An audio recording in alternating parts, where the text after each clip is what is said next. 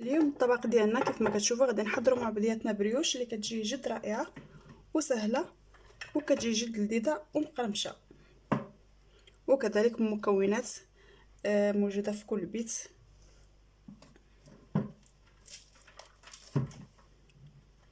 تقدروا توجدوها وكتوجد كذلك بسرعه، كتقدروا تستغناو توجدوها في الدار وتستغناو على البريوش ديال الزنقه.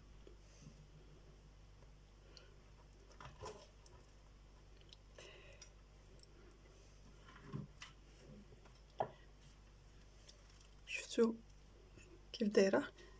سمعوا تقرمش.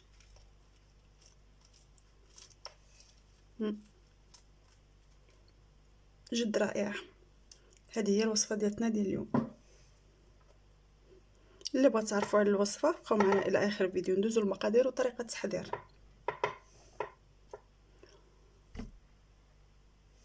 الوصفه ديالتنا كيف ما كتشوفوا اليوم غادي نحضروا بتيبان. في الاول اللي غنحتاجوا المقادير اللي غنحتاجوا ليه، غادي نحتاجوا الخميره ديال الدار الفوريه كيف ما كتشوفوا. غادي نضيفوا عليها كاس ديال الحليب،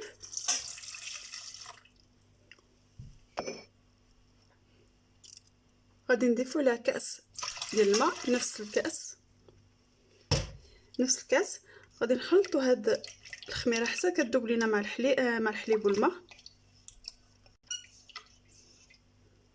في هذا الوقت كنضيفوا 3 المعالق سكر حبيبات اولا سكر سنيده.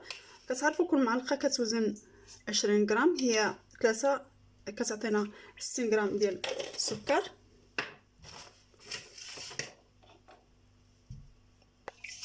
غادي نخلطوا الكل مزيان مع بعض، وغادي نزيدوا كاس. غادي نخلطوا الكل مع بعض حتى كنسجموا لنا هاد العناصر. ملي خلطنا الكل غادي نضيفوا الدقيق. هنايا غادي نضيف نص كيلو ديال الدقيق.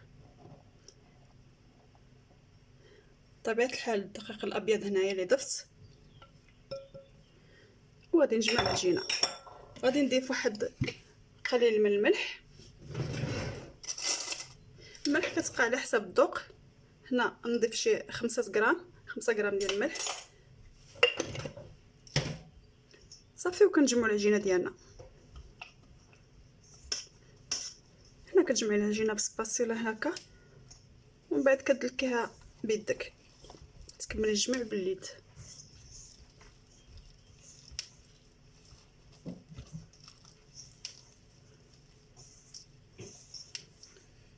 صافي. هنا غادي نستعمل اليد حتى غادي نجمع العجينه مزيان.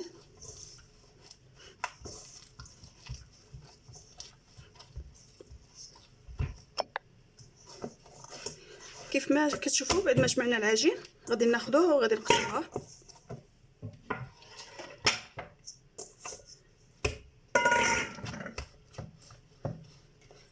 غادي نقطع هاد العجين ديالنا، غادي نسرحوها، غادي نقطعوها 4 قطع يكونوا متساويين، يكونوا نفس الحجم وتكون عندهم حتى نفس العبار. بسم الله. نقطعوا الاولى، الثانيه، وها 4. غادي نحربلوهم ونخليهم حتى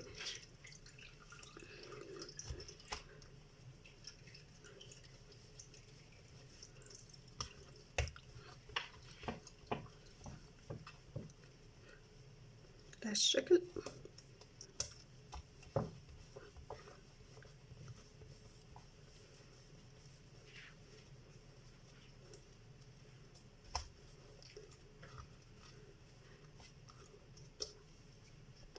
بعد ما قطعناهم على هالشكل كيف كتشوفوا خبيزات هكا كويرات، غادي نخليهم نغطيهم وغادي نخليهم يرتاحوا واحد 10 دقائق حتى 15 دقيقه، ونتلاقاو نكملوا الوصفه ديالنا.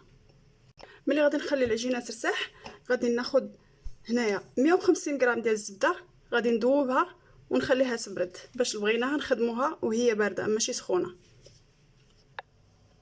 بعد ما خمرت لينا العجينه غادي ناخذوا العجين ديالنا غنخليوه على جنب، وغادي نبداو نسرحوا العجينه ديالنا. هنا غادي نسرحوها على شكل مستطيل.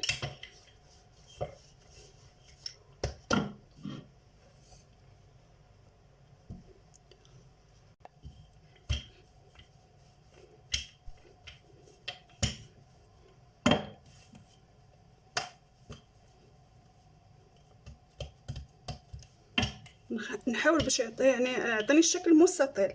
نقدوها من الجناب ونسرحوها حتى نحصلوا على عجين على مستطيل.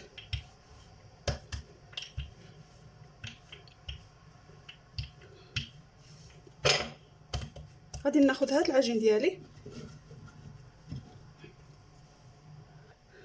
وغادي نوضعها فوق هاد باش تجيني سهله في الخدمه. ملي غادي نعاودو نحطو فوقها العجين الثاني على هذا الشكل.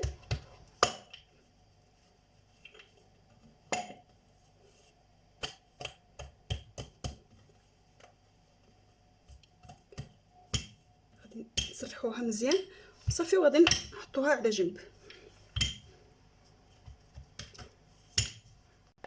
بعد ما سرحنا العجينه الاولى غادي ناخذ الزبده كيف ما كتشوفوا، غادي ندهنوها على هذا الشكل من الفوق. قد ما خلينا الزبده كتكون بارده احسن، كتجمع شويه ثاني كتكون احسن. وكتحاولوا تستعملوا الزبده النوع الجيد. صافي كندهنها كامله بالزبده على هذا الشكل هذا وغادي نخليها على جنب. وغادي نكمل نفس الطريقه، غادي نسرح العجينه اللي عندنا الثانيه وغادي نوضعها من الفوق. ناخذ العجين وغادي نسرحو بنفس الطريقه حتى نكمل هاد 4 القطع ديال العجينه اللي عندنا كاملين على هذا الشكل.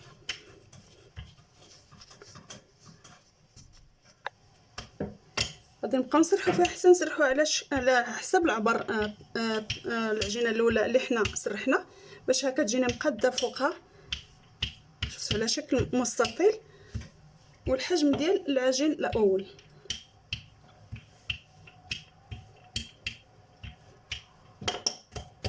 تشوفوا على الشكل هذا. غادي ناخذها وغادي نحطها فوق العجين الثاني الاول اللي حضرنا على هذا الشكل هذا. غادي نبداو نقادو الجناب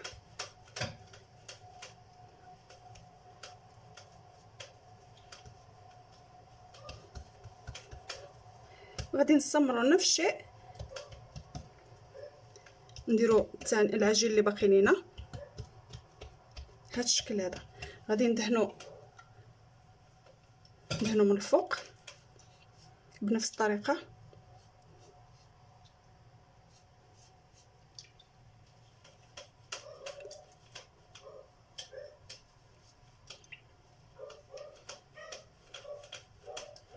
صافي غادي نستمروا حتى كنكمل الدهن كامل. صافي كيف ما شفتوا دهنتها بالزبده من الفوق. غادي نخلي على جنب تنسرح العجينه الثانيه. كيف ما كتشوفوا مع الحال سخون الزبده ما كتجمدش دغيا.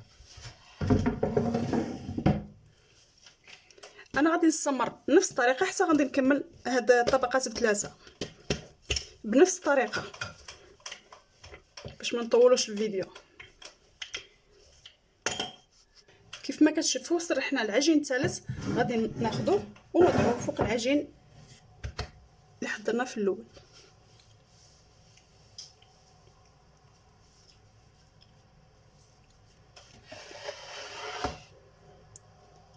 هذه الطبقه الثالثه غادي ندهنوها نفس الشيء حتى هي من الفوق بالزبده.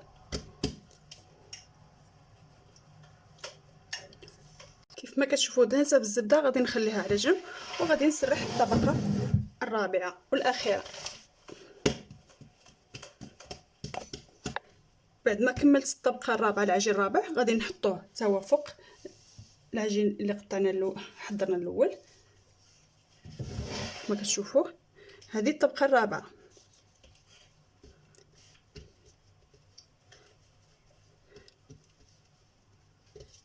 كيف ما كتشوفوا غادي ندهن هاد الطبقه الرابعه غادي ندهنها حتى هي بالزبده. الزبده اللي بقات لينا غادي ندهنها بها. كيف ما كتشوفوا بعد ما دهنتها من الفوق غادي نقطع هاد العجين ديالي، غادي نقطعو هكا على النص. علاش غادي نحصل على 2 طبقات، كل طبقه فيها 4 ديال الدورات اولا 4 ليطاج. غادي ناخذ وحده هذه وغادي نحطها فوق الدوره الثانيه على هذا الشكل هذا، شفتوا؟ وغادي ناخذ من جديد هذا العجين هذا غادي ندهنه من الفوق،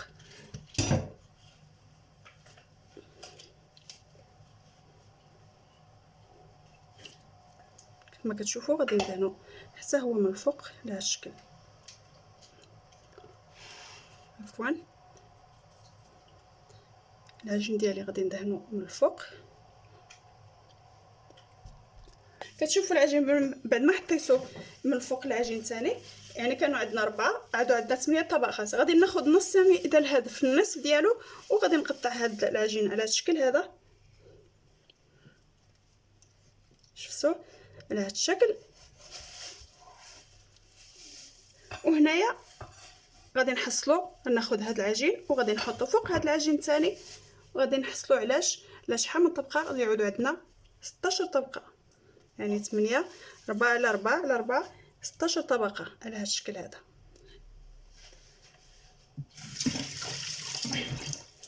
غادي ناخذوا العجين ديالنا، شفتوا؟ بعد ما قطعت العجين ديالي غادي ناخذ سلوفان اولا بلاستيك الغذائي على هذا الشكل هذا، وغادي نحط فيه العجين وغادي ندخلها الكونجيلاتور.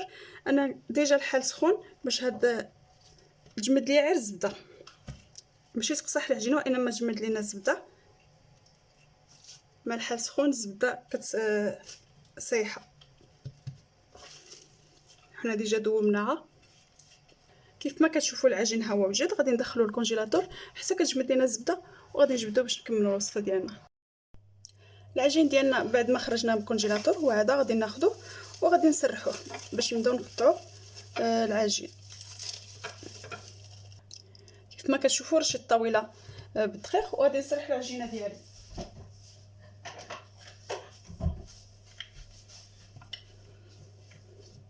صافي هذه العجينه وغادي نسرحوها. كناخذوا العجين بعد ما هكا سرحناها غادي نقطعوها من النص على 2 على هذا الشكل هذا. كناخذوا حسب مسطره الا بغيتي على هذا الشكل يكون العبار اكزاكت، غناخذوا على هذا الشكل هذا ونقطعها من النص على هذا الشكل.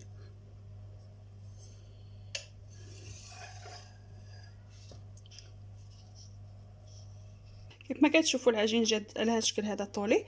دابا غادي نبداو نقطعوها على هذا الشكل هنايا على حسب الكبر ديال البسيبان اللي بغيتي، وغادي نبداو نقطعوها على هذا الشكل هذا حتى كنكملوا العجين كله.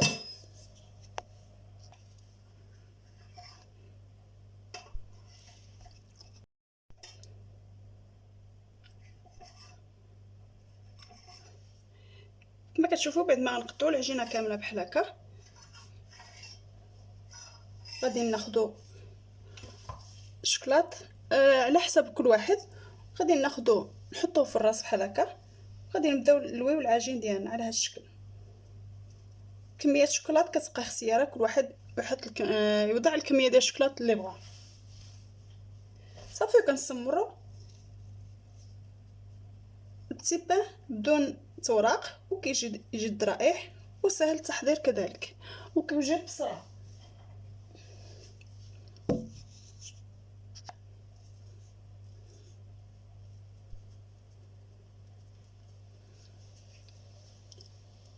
انا غادي نكمل هاد العجين كامل اللي عندي.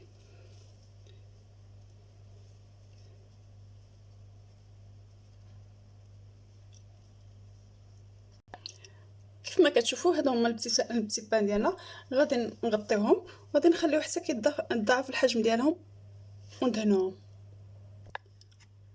بين ما خمرت لينا العجينه غادي ناخذوا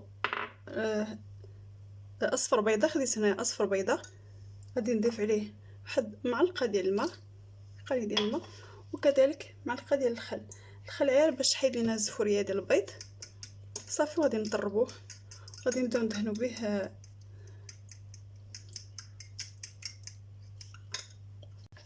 بتي بان.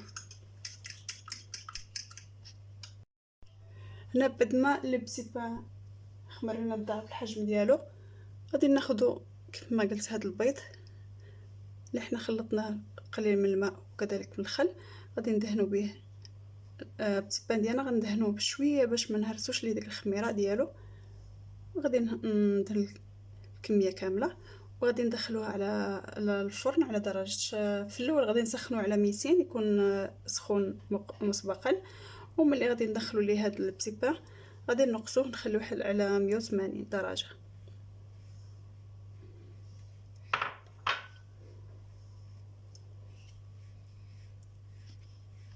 البتي بان هو وجد، بقى لينا غادي ندخلوه الفرن حتى يطيب وغادي نجبدوه. البتي بان بعد ما خرجناهم من الفرن كيف ما كتشوفوا جاو على الشكل هذا، كيجيو رائعين وجاو مقرمشين. باقي لينا غادي ناخذوا هنا باش ندهنوهم. هنايا انا خديت هنا العسل، ما عندكش العسل كتاخدي الناباج اولا كتاخدي الكونفيسير، كتزيدي فيه واحد معلقه ديال الماء وكتسخنيه وكدهني به هاد البتي بان. كندهنوا البتي بان ديالنا على الشكل هذا. انا غادي نوريكم غير وحده ولا جوج ومن بعد غادي نكمل البقيه. غادي ندهن البتي بان ديالي على الشكل هذا، وغادي ناخد اللوز اولا البندق ولا اي حاجه عندك محمر صافي وكنزينوه بها من الفوق على الشكل هذا. انا غادي نستمر حتى غنكمل هاد البتي بان كامل اللي عندي بهذا الشكل هذا.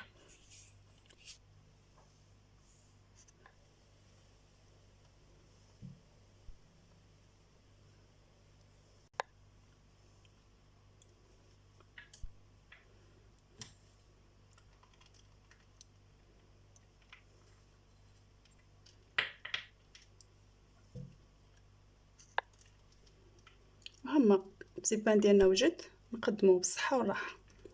هذه الوصفه ديالتنا ديال اليوم، نتمنى تعجبكم. شفتوا كيجي سمعوا كي رائع ومقرمش، شفتوا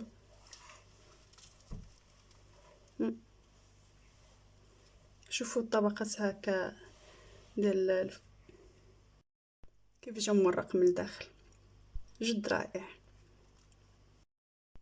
البتي بان ديالنا ديال اليوم اولا الوصفه ديال اليوم اولا الطبق ديال اليوم، كنتمنى ان شاء الله تعجبكم هذه الوصفه وتجربوها حتى نتوما. الطريقه اللي هي سهله وكتوجد بسرعه، ما تحتاجوش انكم تمشيو تشريوه من برا، تقدروا توجدوه بداركم.